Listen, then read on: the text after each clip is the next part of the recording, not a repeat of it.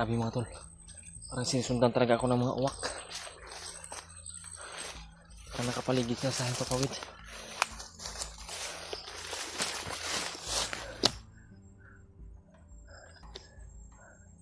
Mamaya na siguro ako lalabas dito. Pag nasecure ko na hindi tayo makita ng uwak. Kasi napakadelikado talaga. Makita tayo at mamonitor pagka marami pa yung bandido na susunod sa atin. Yung sabi ko nga na napakadelikado kung yung kalaban ang nasa likod. Dapat na tayo yung makabuntot sa kanila. Ako yung nasa likuran nila para tulad ng ginawa ko kanina na pag baba ko doon sa pinanggalingan ko, nakita ko yung mga bandido na nandoon pala nakaposting at nagbabantay doon sa area na yun. Ngayon ay nandito na ako sa unahan para patuloy sa paglalakbay po para yung makahanap ako ng signal para makakontak ko talaga yung mga kasamahan ko. Kung kukontak ko man talaga sila, yung sabi ko kanina, magpaalam ako kung bababa ako, mauna akong mababa. Pero kung nasa malapit sila ay pwede na magkita siguro muna kami para mapagpasyahan, pagplanuhan kung ano yung dapat gawin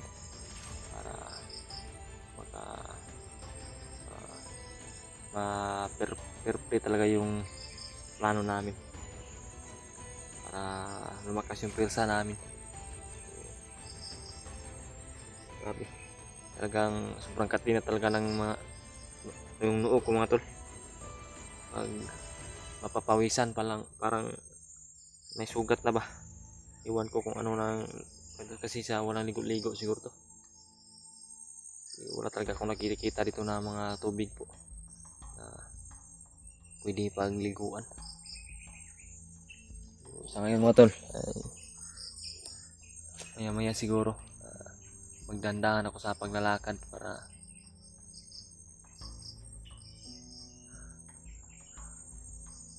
magpatuloy. Yun, sa ngayon magmasid muna ako, pakinggan ko muna yung paligid, yung himpapawid na kung wala na bang uwak na yan. Mayroon pa talagang mga uwak dito. Nandito ako ngayon sa ilalim ng sabuhat ng puno. So sa ngayon mga tol, dandahan na siguro ako sa paglalakad. Mananatili pa yung tagulilong ko para hindi talaga ako makita ng mga kalaban. Sana hindi masumpa yung tagulilong natin kasi hindi ko talaga alam kung ano yung kakayahan ng alaga ni Bagnat. Hindi ko alam kung isa lang bang monitor yan o isa lang bang drone yan, kasi hindi pa ako nakasagupa ng ganyan. Hindi ko pa na alam kung ano yung mga ginagawa ng mga uwak, mga spy ni Bagnat. So, ngayon huwag po tayong mag-alala, kakampi naman natin palagi yung Panginoon. Hindi tayo pababayaan ng Panginoon po. So yun mga tol, dandahan ako paglalakbay.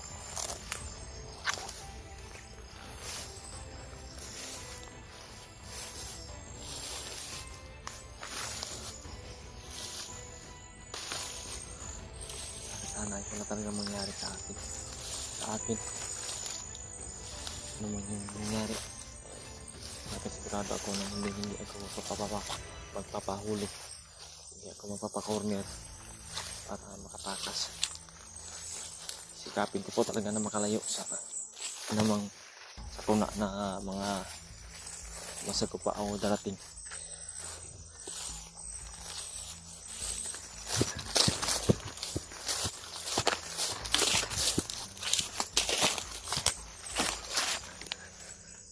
Kailangan muna talaga mga tol na hindi tayo magpatuloy palagi sa paglalakad. Kailangan na magmasid bawat anggulo ng ating paroroonan. kailangan na masigurado talaga na safety talaga yung buhay natin, yung buhay ko. Dito talaga ako sa napakasukal talaga dito.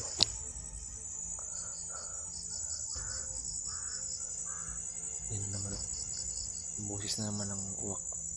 Talagang hindi lumalayo dito yung uwak. Iwan ko kung ano yung nandito na area na ito. Baka malapit na nito yung mga kuta ng kalaban. Hindi natin alam. Handahan na tayo. Sana talaga may makita ako na kasamaan, may makontak para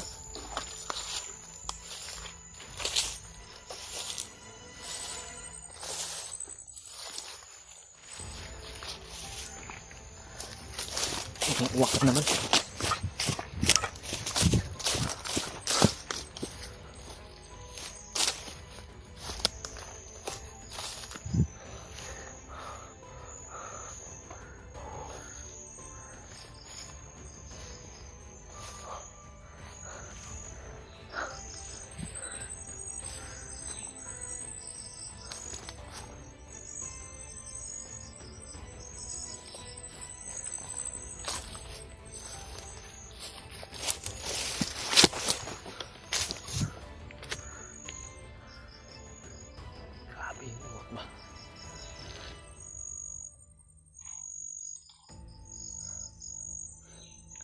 May nakita akong mga kanal na parang maliliit na kanal dito.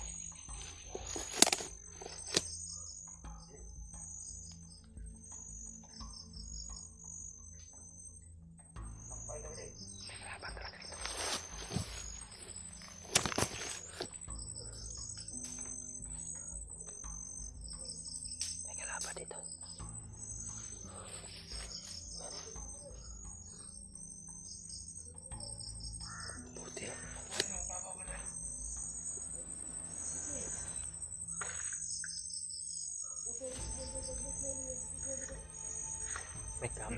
May kamo daw.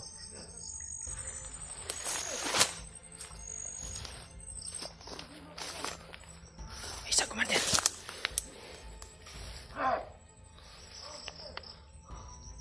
May Commander.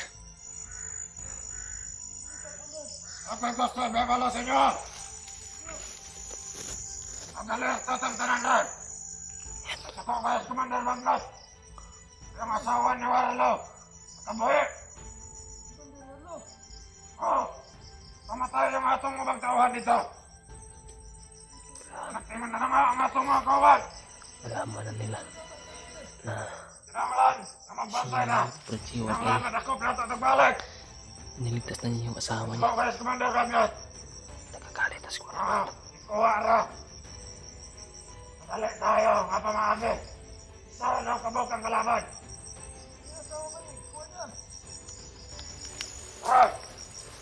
Ang lahat ng mga kalertot ang talang dili yung lugar. Ay nakabalos Commander Bagnot nga nakapad ito dre. Ang bisiguro, Commander Bagnot. Ang asawa ni Commander, dili ito, nakuha. Ang kalit-dalit nila. Ang lahat natin kapalit. Dili. Ang atay kadalita na nagmagtinangata. Isang Commander. Tahan ninyo ang bihag ng kabuhi. Sino kaya ito? Ang alerto ng talan. Dre, pagpantay mo Dre. Kaya ako patang-atuan ng atong mga kawan.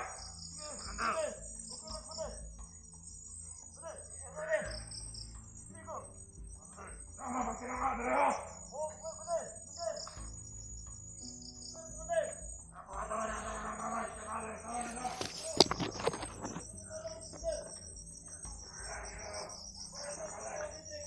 Grabe. Kaya pala yung uwak ay hindi lumalayo dito.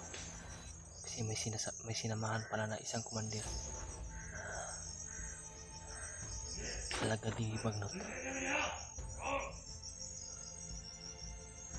Kaya napakaraming uwak dito na nakapaligid.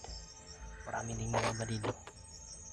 Kasi hinahanap pala ng mga bandido sila Brad Seward, yung asawa niya, para mahuli ulit kasi sobrang laki doon ng galit ni Commander Bagnot na nalaman na nakapasok si Brad Seward sa kanilang kuta, na naligtas ang asawa niya, naligtas niya ang asawa niya. So ngayon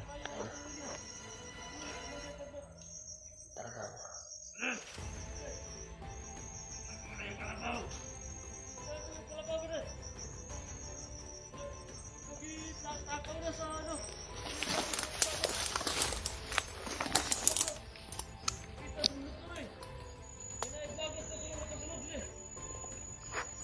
Ano ba yung vlogger yun?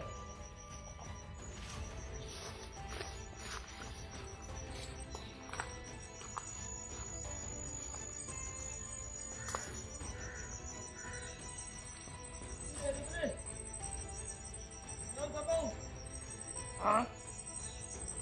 Tingnan mo rin!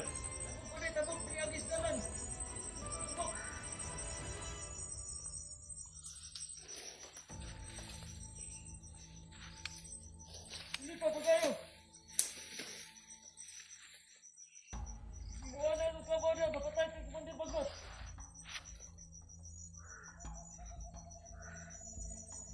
Saan? Sabi din! Kailang!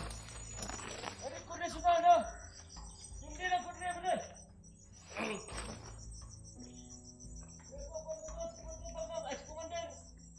Commander, nari sila. Pagpapot na ko.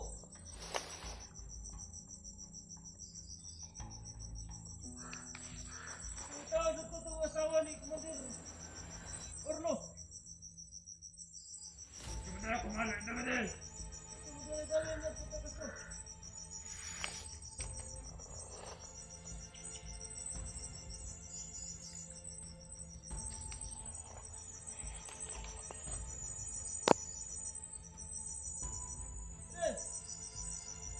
Oh! Ano na?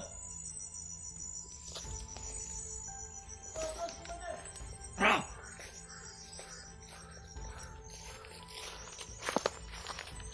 Trabaho ka niya. Ha? Trabaho. Trabaho! hindi pwede na gagawa ko ng putok kasi napakadelikado, kasi hindi ko alam kung ilang bandido ang nandito, kung ilang bandido ang nakakalat dito sa bundok na ito.